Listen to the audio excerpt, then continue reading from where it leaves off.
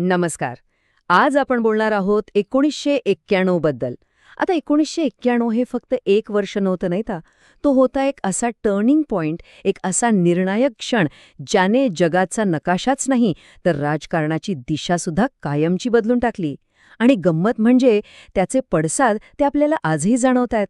चला तर मग याच बदलांचा वेध घेऊया. पण पुढे जाण्याआधी एक प्रश्न.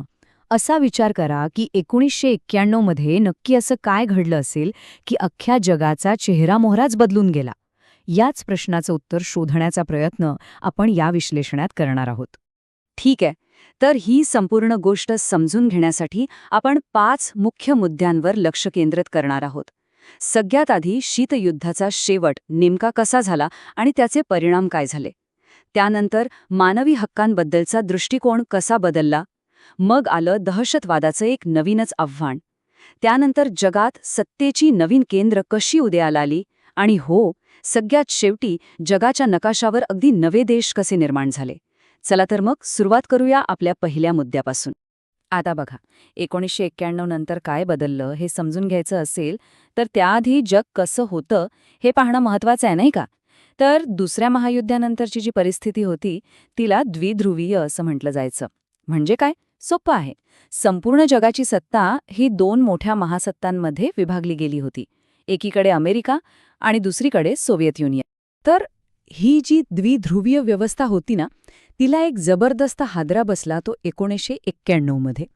झालं असं की सोव्हिएट युनियनचं विघटन झालं, ते अक्षरशः कोसळलं आणि त्याचबरोबर शीतयुद्धसुद्धा संपलं. हे अगदी तसंच होतं जसं काही बुद्धिबळाच्या पटावरचा एक मोठा वजीर अचानक खेळातून बाद व्हावा. आता सोव्हिएत युनियन तर संपलं. मग जगात उरली फक्त एकच महासत्ता आणि ती म्हणजे अमेरिका. याचा परिणाम काय झाला? तर काही काळासाठी आंतरराष्ट्रीय राजकारणाचे नियम ठरवण्याची सगळी ताकद अमेरिकेच्या हातात आली. आणि म्हणूनच या काळाला एकध्रुवीय जगाचा उदय असं म्हणतात. आता बघा, 2 मोठ्या महासत्तांमधला तो संघर्ष, ती चढाओढ थांबली. त्यामुळे झालं असं की जगाचं लक्ष एका पूर्णपणे नव्या आणि महत्त्वाच्या गोष्टीकडे गेलं. आणि ती गोष्ट होती मानवी हक्क. या नव्या शांततेच्या काळात असं म्हणता येईल की एका नवीन जागतिक विवेकाचा जन्म झाला. या नव्या बदलामुळे झालं असं की मानवी हक्क आणि लोकशाही या कल्पनांना पूर्वीपेक्षा खूप जास्त महत्त्व मिळू लागलं. आणि याच विचारातून एक नवीन संकल्पना पुढे आली, ती म्हणजे मानवतावादी हस्तक्षेप. खरं तर ही संकल्पना थोडी वादग्रस्त आहे, पण खूप महत्त्वाची आहे. याचा सरळ अर्थ असा की समजा एखाद्या देशातलं सरकारच तिथल्या लोकांवर अन्याय करत असेल, तर इतर देश मिळून तिथे लष्करी हस्तक्षेप करू शकतात तिथल्या लोकांना वाचवण्यासाठी. चला, आता वळूया तिसऱ्या मोठ्या बदलाकडे. 21व्या शतकाची सुरुवातच एका अशा आव्हानाने झाली जे नवीन होतं आणि तितकंच भयंकरही होतं.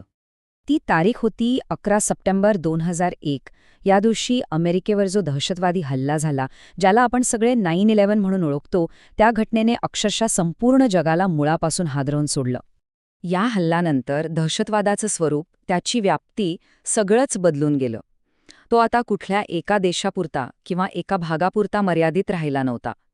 आणि याच घटनेनंतर जे दहशतवादाविरुद्ध युद्ध सुरू झालं, ते पुढे अनेक वर्ष जागतिक राजकारणाच्या केंद्रस्थानी राहिलं. आता यातली एक इंटरेस्टिंग गोष्ट अशी की अमेरिकेचं ते एकध्रुवीय वर्चस्व फार काळ टिकलं नाही. लवकरच जगाच्या राजकारणात सत्तेची दुसरी नवीन केंद्र उदयाला येऊ लागली. आणि हाच आहे आपला चौथा मुद्दा. म्हणजे बघा, अमेरिकेचं जे वर्चस्व होतं ते हळूहळू कमी होऊ लागलं आणि जग एकध्रुवीयतेकडून बहुध्रुवीयतेकडे वाटचाल करू लागलं. याचा अर्थ काय? तर अमेरिका आणि युरोप यांच्यासोबतच आता चीन, भारत, रशिया यांसारखे देशही जागतिक राजकारणातले महत्त्वाचे खेळाडू म्हणून पुढे आले. आणि आता आपण येतोय शेवटच्या आणि सगळ्यात स्पष्ट दिसणाऱ्या परिणामाकडे. तो म्हणजे 1991 नंतर जगाचा नकाशाच बदलला. हो, अक्षरशः जुन्या देशांच्या सीमा पुसल्या गेल्या आणि अनेक नवीन देश जन्माला आले. यातली सगळ्यात मोठी घटना कोणती असेल तर ती होती सोव्हिएत युनियनचं विघटन. विचार करा, एका अख्ख्या महासत्तेचे तुकडे झाले आणि त्यातून रशियासह तब्बल 15 नवीन स्वतंत्र देश जगाच्या नकाशावर आले.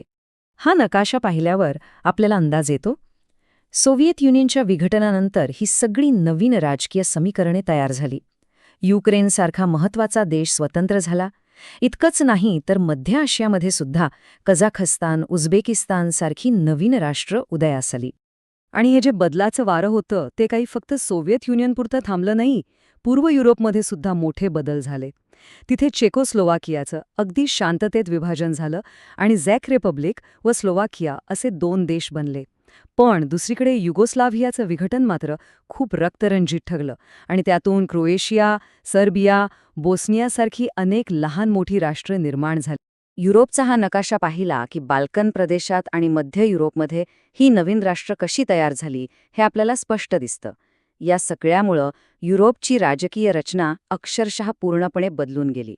आणि या सगळ्यामधून एक खूप महत्त्वाचा मुद्दा आपल्या लक्षात येतो. तो म्हणजे 1991 मध्ये सुरू झालेली ही कहाणी ती अजून संपलेली नाही.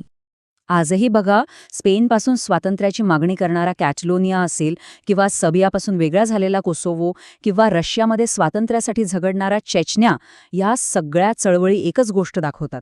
ती म्हणजे शीतयुद्धानंतर जी स्वयंनिर्णयाची प्रक्रिया सुरू झाली होती ती आजही जगात कुठेतरी सुरूच आहे. तर मग ह्या सगळ्याचा शेवट काय? आज आपण नक्की कुठे उभे आहोत?